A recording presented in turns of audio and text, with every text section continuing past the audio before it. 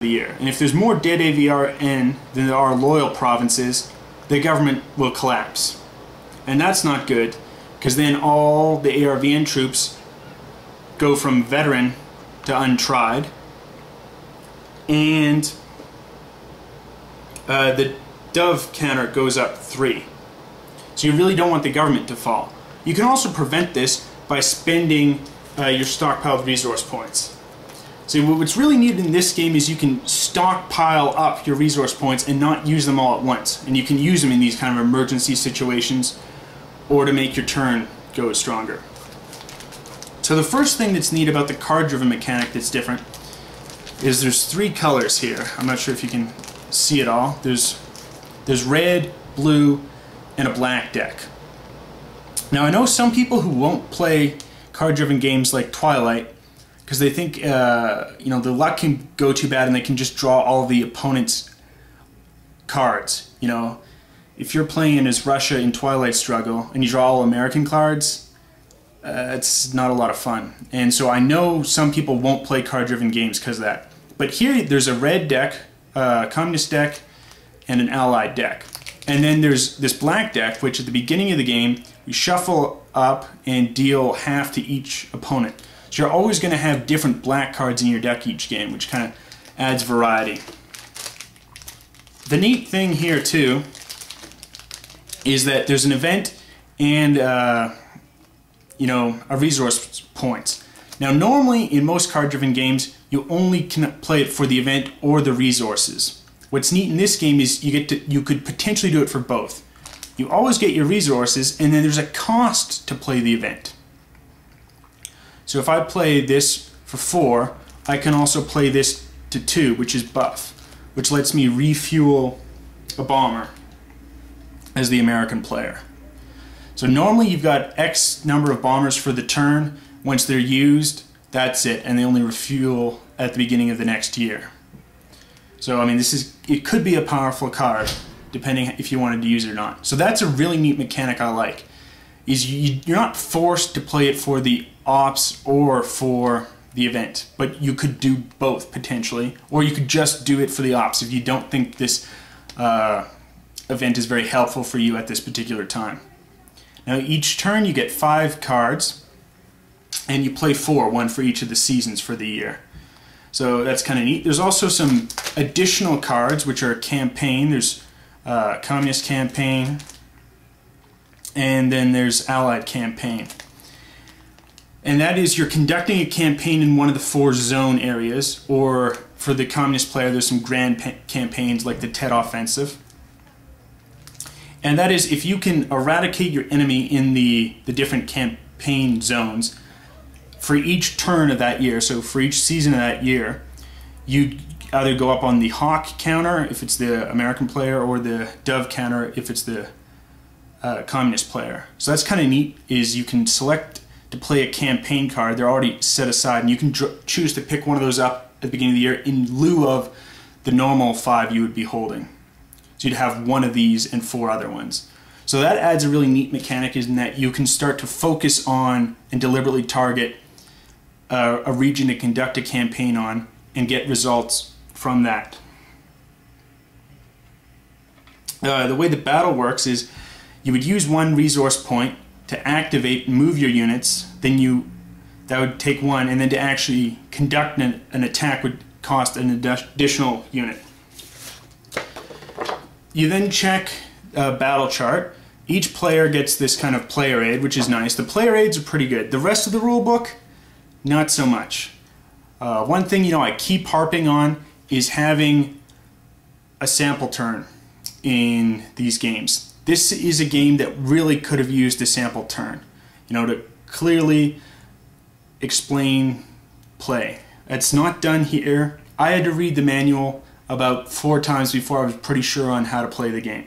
I think if there was a sample play, I would have only had to read it once, and the sample plan I probably would have been able to start playing right away. I couldn't start playing right away. I had to read the manual several times just to be clear on it, because it's written that way. There's also a few minor typos in the manual, but I think the big problem with the manual is that there's no sample turn. I just don't know why some companies don't decide to put sample turns in. Some companies do, and that's great, and I love the companies that do.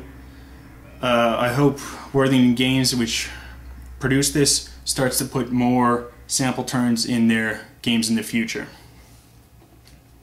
So if we go back to the battle here, we add up the battle factors. So here in the bottom left, I'm not sure if you can see this, it's at 2, because the veteran infantry are at 2. So right here, the communist player has 1 untried and 2 veterans. So he's currently got power of 6. We roll the dice, we got a 4. We add 6 to the 4, which gives a total of 10, and we check the chart. And so the communist player would score 1 kill. Now if it was the American player on a 10 total, they would actually score 1 and an R. Because they've got better troops, they can fight more efficiently. So that means they would definitely kill 1 communist player's unit, and potentially one of their stockpiled resources or their unit. Because as I mentioned earlier, you can actually store up these resource points to use later on. Some campaign cards, like the special campaign cards of the communist players, take a lot of resources to activate, so you have to slowly store up points. One other thing is, let's say at a stockpiled resource point, I can actually add only one, not 2 or 3, to this card of my stockpile, and actually turn this card and make this turn a 5-point turn. So that's kind of neat, is you can make some of your turns bigger by having previously stockpiled resources. So it's a really neat mechanic, is the stockpiled resource mechanic. And the way the battle works is, let's say no one's dead here. Well, because this guy is a survivor, this untried guy flips over and he becomes veteran. And that doubles his battle factor. So you can see how important it is to have veteran troops. And because of that, just how effective and how important it is for the communist player to kill as many AVRN as they can and try and force the government to collapse. One of the few problems I've found with this game, and I'm not sure if they're actually trying to recreate history, is in the very starting game, starting scenario, 1965, you initially start with just 1 loyal province as the Americans. And I've found that if the communist player deliberately just focuses all his energy to trying and attacking AVRN, he can usually successfully kill more AVRN than the Allied player can possibly pacify in that first year, forcing the government to collapse. Which is pretty powerful, because then it turns all the veteran AVRN into untried and goes up 3 on the Dove.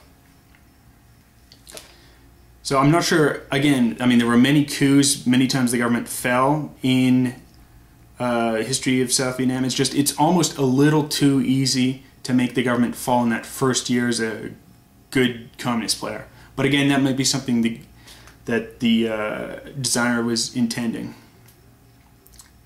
And I mean, it's not necessarily going to happen. I've played sometimes when it hasn't. It's just a concentrated communist player can usually try and make that government fall initially. There's also these Viet Cong units, which are hidden strength, and they can ambush American player moving in there.